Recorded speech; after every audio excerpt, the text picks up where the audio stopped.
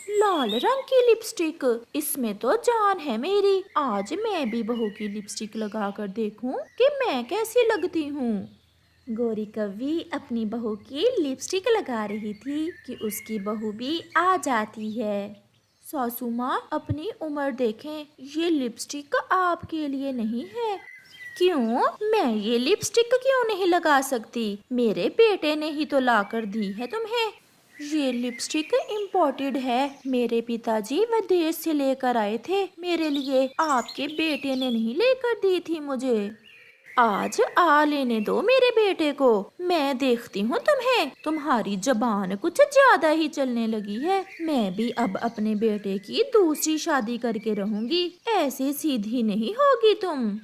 उठो जग्गू, उठो। मैंने तुम्हें भोजन ढूंढने का कहा था और तुम यहाँ सोए हुए हो। पिताजी, मैं थक गया था और मैं थोड़ी देर के लिए सो गया। थोड़ी देर नहीं, शाम हो गई है। चलो अब घर चलें। फिर कालू कौवा और उसका बेटा जग्गू कौवा अपने घर चले जाते हैं। आ गया मेरा बेटा। जग्गू मेरे बेटे, आज फिर तुम्हारी पत्नी ने मेरी बहुत इंसल्ट की। माँ, क्या हुआ? बेटा, मैंने उसकी थोड़ी सी लिपस्टिक क्या लगा ली, हजार बातें सुनाई है बहू ने मुझे, और मुझे अपने कमरे से बाहर निकाल दिया। माँ, बग्गी है कहाँ? मैं अभी पूछता हूँ उसे। नदी पर पानी पीने गई है। मैंने भी सोच लिया है, मैं अब अपने बेटे की दूसरी शादी करके रहूंगी। दूसरी शादी? हाँ हाँ माँ, आप मेरी दूसरी शादी ही कर दें। ऐसे ये बग्गी नहीं समझेगी। सच ही तो कहा था बहू ने। अपनी उम्र देखो और शौक देखो। क्या जरूरत है तुम्हें बहू की चीजों को छेड़ने की? और जिसकी दूसरी शादी तुम करने का सोच रही हो, ये तो एक को कमा कर खिला नहीं सकता, फिर दूसरी को कहाँ से खिलाएगा? मैं हूँ ना, जब तक मैं हूँ मेरे बेटे को कोई काम करने की जरूरत नहीं है। गोरी की बहू भी घर आ जाती है। बग्गी, तुम्हारी सासू माँ तुम्हारे पति की दूसरी शादी करने वाली है। अगर इतना ही बहू से प्यार है तो इसे अलग घर ले दो। मैं तो अपने बेटे की दूसरी शादी करके रहूंगी। ये सब सुनकर गोरी की बहू रोने लग जाती है। ससुर जी, मैंने ऐसा क्या कह दिया जो सासू माँ मेरे इतना खिलाफ हो गई हैं? मैंने सासू माँ को लाल रंग की लिपस्टिक लगाने से मना किया था। बस इतनी सी बात पर सासू माँ मेरे पति की दूसरी शादी करना चाहती हैं। फिर रात हो जाती है और सब सो जाते हैं, परंतु गोरी की बहू बग्गी कव्वी को नींद कहाँ आ रही थी। सासू माँ, अगर तुम मेरे पति की शादी करोगी तो खुश मैं भी तुम्हें नहीं रहने दूंगी। गोरी की बहू ऐसा सोचती है। और फिर दूसरे रोज गोरी जग्गू को साथ लेकर नदी पर चली जाती है। ससुर जी, सासू माँ अगर मेरे पति की शादी करना चाहती हैं तो मैंने भी सोच लिया है, मैं भी आपकी दूसरी शादी करूंगी। क्या? ये बहू तुम क्या कह रही हो? हाँ ससुर जी, क्या आप दूसरी शादी नहीं कर सकते? बहू, दूसरी शादी तो मैं कब से करना चाहता था। मैं भी इस गोरी की बच्ची से बहुत तंग हूँ, हर समय मुझसे लड़ती रहती है। तो फिर अगर मेरी सास मेरी सौतन लाएगी तो मैं भी उसकी सौतन लाऊंगी। हेलो बुलबुल दी, कैसी हो? मैं अपने बेटे जग्गू की दूसरी शादी करना चाहती हूँ, क्या कोई रिश्ता है? हाँ हाँ, मेरा तो काम ही यही है। मेरे पास दो कवियाँ हैं, वो दोनों ही शादी करना चाहती हैं। मैं कल उनमें से एक को आपके घर भेज दूंगी। दूसरी तरफ गोरी की बहू भी बुलबुल के शादी दफ्तर फोन करती है। बुलबुल दी, मेरे ससुर जी हैं, उनकी पत्नी बहुत लड़ाई करती है उनसे और वो दूसरी शादी करना चाहते हैं। बहुत अमीर है मेरे ससुर जी, क्या आपके पास कोई रिश्ता है? हाँ, अभी अभी गोरी कव्वी का फोन आया था। एक रिश्ता उसने भी अपने बेटे के लिए मांगा है। आप एड्रेस बताएं, मैं एक कव्वी को आपके पास भी भेज दूंगी। बुलबुल दी, आप दूसरी कव्वी को भी गोरी के घर ही भेज दें। मैं गोरी की बहू ही बोल रही हूँ। कालू कौवा भी बहुत खुश बैठा हुआ था और उसका बेटा जग्गू भी अपनी दूसरी शादी के लिए बहुत खुश था। माँ, वो कौवी कब आएगी? वो कौवी आने वाली ही होगी। फिर गौरी के घर पर दस्तक होती है। लो आ गई जग्गू, मेरी नई बहू आ गई। मेरा नाम चिंकी है और मुझे बुलबुल ने भेजा है। और मेरा नाम पिंकी है, मुझे भी बुलबुल ने ही आपके घर भेजा है। नहीं नहीं, मैंने तो एक ही कौवी को बुलाया था अपने बेटे जग्गू को दिखाने के लिए, और दूसरी को मैंने बुलाया है अपने ससुर जी को दिखाने के लिए। क्या ये तुम क्या कह रही हो? जो आपने सुना सासू माँ जी, अगर आप मेरे पति की दूसरी शादी करोगी तो मैं भी आपके पति की दूसरी शादी करूँगी। फिर वो दोनों कवियाँ घर के अंदर आ जाती हैं। कालू, ये बग्गी क्या कह रही है? ठीक ही तो कह रही है मेरी बहू। मैं क्यों नहीं दूसरी शादी कर सकता? मैं कौन सा बूढ़ा हो गया हूँ? पिंकी, आपको बुलबुल ने कालू से मिलने के लिए भेजा है ना? हाँ हाँ, मुझे ही कालू जी से शादी की बात करना है और मैं जग्गू से मिलने आई हूँ। फिर कालू कौवा और उसका बेटा जग्गू कौवा अपनी अपनी कवियों के साथ बाहर चले जाते हैं। मेरी पत्नी हर समय मुझसे लड़ाई करती है, मैं इसलिए दूसरी शादी करना चाहता हूँ। मेरे पास सब कुछ है, बस आप जैसे सुंदर कौवे की जरूरत थी जो अब मुझे मिल गया है। अब मेरी जिंदगी खुशियों से गुजरेगी। दूसरी तरफ चिंकी कौवी जग्गू से कहती है, जग्गू जी, कहीं ऐसा न हो कि आपको अपनी पहली पत्नी से फिर से प्यार हो जाए और आप मुझे छोड़ दो। मेरी माँ को मेरी पहली पत्नी बहुत बुरी लगती है, इसीलिए मेरी माँ मेरी दूसरी शादी करना चाहती हैं।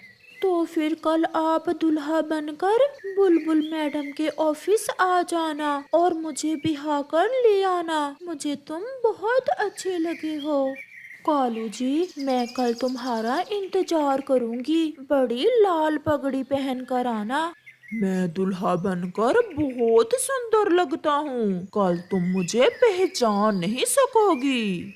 घर में बैठी गौरी और उसकी बहू एक दूसरे को घूर घूर कर देख रही थीं। और फिर गौरी अपनी बहू से कहती है, बहू, हम दोनों एक दूसरे को नीचा दिखाने के लिए अपने अपने पतियों को खो देंगी। सासू माँ, इसकी शुरुआत तो आपने ही की है। ये पति तो दूसरी शादी के लिए तैयार बैठे होते हैं। मैंने एक बार ससुर जी से शादी की बात की, वो तो खुश हो गए।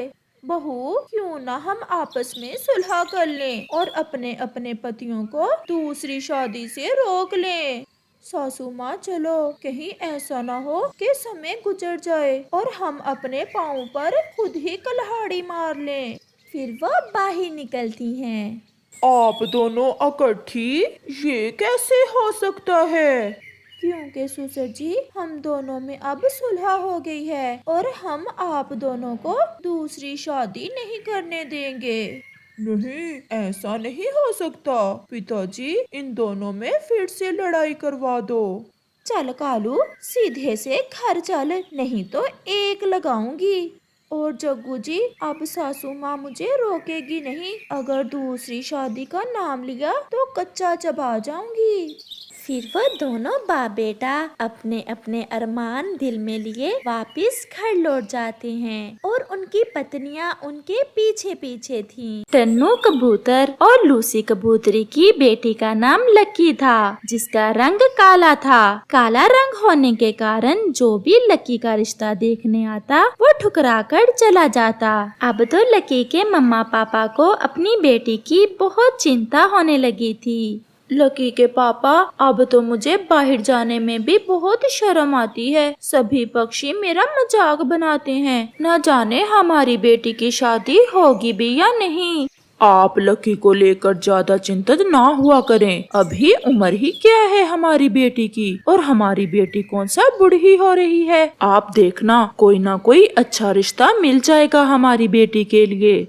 फिर मम्मा और पापा कबूतर ऐसे अपनी बेटी की बातें करते करते सो जाते हैं। लकी अभी सोई ना थी, वो तो अपनी आंखें बंद किए लेटी हुई अपने मम्मा पापा की बातें सुन रही थी। माँ, मेरा रंग काला है, इसमें मेरा क्या दोष है? मैं बहुत बुरी हूँ ना? मेरी वजह से आपकी पूरे जंगल में बहुत बेइज्जती होती है। दूसरे रोज लूसी नदी पर बैठी हुई थी कि वहाँ गौरी कव्वी आती है। लूसी, मैं आपको ही ढूंढ रही थी। क्या हुआ गौरी बहन, क्या बात थी? लूसी, एक तोता है, मेरे पास में ही घर है उस तोते का, वो शादी करना चाहता है। मैंने तुम्हारी बेटी की बात की थी उससे। हाँ गौरी बहन, बहुत अच्छा किया आपने, हम भी अपनी बेटी की शादी करना चाहते हैं। तो फिर मैं उसे ले आऊं? वो शादी से पहले एक बार देखना चाहता है अपनी होने वाली पत्नी को। ये सुनकर लूसी खामोश हो जाती है। मैं बात कर रही हूँ, क्या बात है? आप खामोश क्यों हो गई हैं? नहीं नहीं, ऐसे ही मैं कुछ सोचने लग गई थी। आप ले आए उसे, मैं भी घर जाकर अपनी बेटी को तैयार कर देती हूँ। लूसी खामोश तो इसलिए थी क्योंकि अपनी बेटी के काले रंग की वजह से वो डरी हुई थी कि कहीं वो तोता उसे देखकर जवाब ना दे दे। फिर वो दोनों वहाँ से चली जाती हैं। लकी मेरी बेटी, जल्दी से तैयार हो जाओ, और हाँ, ये मेरा हार आप पहन लो। मम्मा, क्या हुआ? क्या जाना है हमने कहीं? नहीं बेटी, गौरी कव्वी एक तोते को साथ लेकर तुम्हें देखने आ रही है। और अगर माँ, वो तोता मेरा रंग देखकर मुझे नापसंद कर गया तो आप फिर से मुझे ही बुरा भला कहने लग जाएंगी। नहीं बेटा, मेरी बेटी काली जरूर है, परंतु मन की काली थोड़ी है। आप जल्दी से तैयार हो जाएं। फिर लक्की जल्दी से तैयार हो जाती है। गौरी कव्वी भी उस तोते को साथ लेकर आ जाती है। गौरी बहन, आप तो बहुत जल्दी आ गईं। हाँ, मिट्ठू ने दूसरे जंगल जाना था किसी काम से, इसे जल्दी थी। क्या इस काली कबूतरी से गौरी आंटी आप मेरी शादी करने वाली हैं? मिट्ठू, लकी काली जरूर है, परंतु इसे सारे काम आते हैं। इसे भोजन की खोज भी आती है, और मेरी बेटी को पक्का घर बनाना भी आता है। तेज हवा में भी उड़ सकती है मेरी बेटी। मुझे माफ करना माँ जी, मैंने शादी करना है, मैं यहाँ कोई काम वाली नहीं लेने आया, और ऐसी काली कबूतरी से शादी करके मैंने परिवार में अपनी नाक नहीं कटवानी। ऐसा कहते हुए वो तोता वहाँ से चला जाता है। माँ, मैंने कहा था ना कि आप उसे ना ही बुलाएं। अब आप खुद भी सारी रात रोएंगी और मुझे भी रुलाएंगी। क्या जमाना आ गया है? हमारे जमाने में तो बेटियों की शादी करते समय केवल यही देखा जाता था कि उसे कोई काम करना आता है या नहीं। अब के पक्षी तो रंग, चाल ढाल सब देखते हैं। अच्छा लूसी बहन, अब मैं चलती हूँ, अगर कुछ बुरा लगा हो तो मुझे माफ करना। नहीं गौरी बहन, हम बेटियों वालों को ऐसी बातें तो सुनना ही पड़ती हैं। काली जो हुई मेरी बेटी, पक्षी बातें तो करेंगे ही। फिर गौरी भी वहाँ से चली जाती है। लूसी, अब मैंने फैसला कर लिया है, मैं अपनी बेटी की शादी ही नहीं करूँगा। 2 दाने ही तो खाती है मेरी बेटी, ये कौन सा मुझ पर बोझ है? लकी के पापा, दानों की बात नहीं है, जब बेटियों की शादी की उम्र हो जाए तो सोचना तो पड़ता ही है। लकी तो रोए ही जा रही थी। माँ, अब तो मैं अपना भोजन भी खुद ले आती हूँ, मैं रोज रोज ये सब नहीं देख सकती। अब आप किसी को भी मेरे रिश्ते के लिए घर पे ना बुलाना। ऐसा कहते हुए लकी वहाँ से चली जाती है। वो बहुत भोजल मन के साथ उड़ती हुई जा रही थी कि घने जंगल के बीच उसे जमीन पर कोई बड़ी चीज नजर आती है। लकी तुरंत वहां आती है। वो तो एक हवाई मोटर गिरी पड़ी थी जिसमें एक बहुत सुंदर पक्षी घायल पड़ा था। आप ठीक तो हैं? हाँ, मैं ठीक हूँ, मेरा पंख यहाँ फंसा हुआ है। फिर लकी उस पक्षी को वहाँ से बाहर निकालती है। आपका बहुत बहुत धन्यवाद जो आपने मेरी मदद की। क्या आप इसी जंगल में रहती हैं? मैं यहीं रहती हूँ। आपके चोट आई है, आप मेरे साथ मेरे घर चलें, मैं आपके जख्म पर पट्टी बांध देती हूँ। मेरी हवाई मोटर खराब हो गई थी। मैं फोन करके अभी दूसरी हवाई मोटर मंगवा लेता हूँ। मुझे जरूरी काम से दूसरे जंगल जाना था। मेरा पंख हिल नहीं रहा। आप मेरे मोबाइल से ये नंबर मिला दें। फिर लकी उसे वो नंबर मिला देती है और वो पक्षी फोन करके दूसरी हवाई मोटर मंगवा लेता है। आपका बहुत बहुत धन्यवाद। अगर आज आप मेरी मदद ना करती तो शायद मैं यहीं फंसा रहता। मुझे आपकी मदद करके बहुत अच्छा लगा। फिर वो पक्षी दूसरी हवाई मोटर में बैठकर वहाँ से उड़ता है। अरे ये क्या, इस बैग में क्या है? ये बैग तो वो पक्षी यहीं भूल गया। फिर लकी तुरंत वो बैग उठाकर हवाई मोटर के पीछे उड़ती है। सुने सुने, आप कुछ भूल गए हैं, ये बैग आपका। वो पक्षी हवाई मोटर रोकता है। मैं अपना बैग वहीं भूल गया था। इसमें तो मेरे सारे कारोबार के पैसे हैं। दुर्घटना के बाद आप घबराए हुए थे ना, इसलिए आप ये अपना बैग भूल गए। आपका नाम क्या है? लकी, लकी है मेरा नाम। आप जैसा ईमानदार पक्षी मैंने पहले कभी नहीं देखा। मैं फिर आपसे जरूर मिलूंगा। अभी मुझे जल्दी है।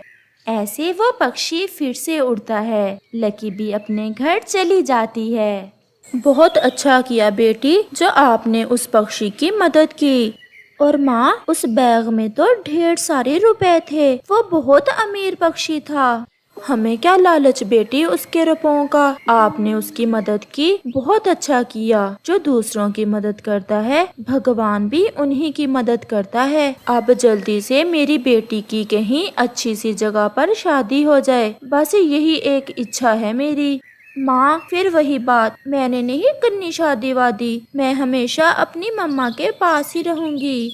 ऐसे ही कुछ दिन गुजर जाते हैं। फिर एक दिन वही पक्षी हवाई मोटर में बैठकर उस जंगल में आता है। वो नदी पर रुकता है। सुने जी, हमें लकी कबूतरी के घर जाना है। क्या काम है आपको उनसे? वो तो गरीब कबूतर हैं और आप तो बहुत अमीर पक्षी दिख रहे हैं। हमें कोई जरूरी काम है। तो मुझे भी साथ ही बैठा ले, मैं ले जाती हूँ आपको उनके घर। मैं उनकी पड़ोसन ही हूँ।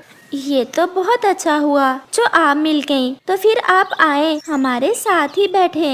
ऐसे गोरी कौवी उन्हें साथ लेकर लकी के घर की तरफ जाती है। मैं इन्हें साथ ही ले आई। ये मुझसे आपके घर का रास्ता पूछ रहे थे। लकी, ये मेरी मम्मा है। नमस्ते माँ जी।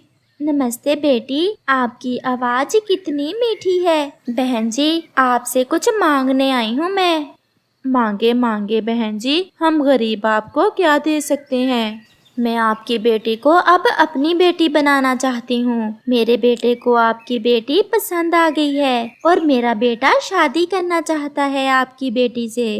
ये सुनकर लकी तो शर्मा जाती है। लकी, आपको कोई एतराज तो नहीं है? लकी तो अपना मुंह दूसरी तरफ कर लेती है और फिर लकी की मम्मा भी खुशी खुशी शादी के लिए हाँ कर देती है। ऐसे वो अमीर पक्षी काली लकी को बिहाकर अपने साथ ले जाता है।